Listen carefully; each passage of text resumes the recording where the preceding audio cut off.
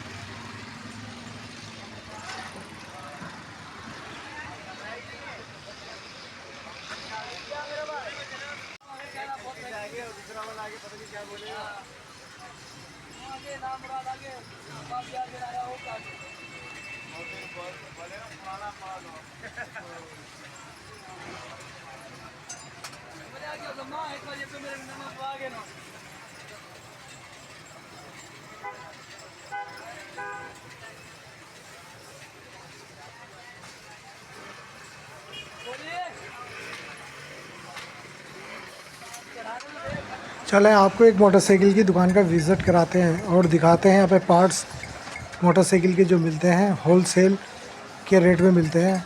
ये देखिए टायर जो है मार्केट के अंदर 2500 का है, यहाँ पर 1900 रुपये और 2000 तक का है।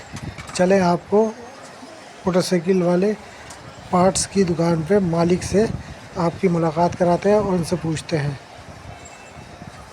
चलें आपको बात कराते हैं।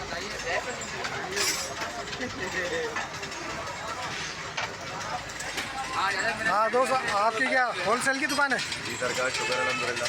होलसेल की दुकान है हमारी ये। क्या वाटर में क्या शॉप नंबर?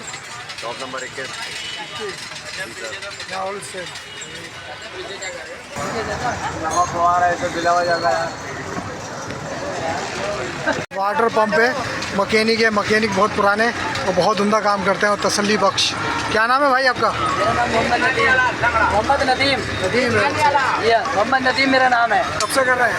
तकरीबन 8 साल हो गए। तो आपने क्या बचपन में सीखा था?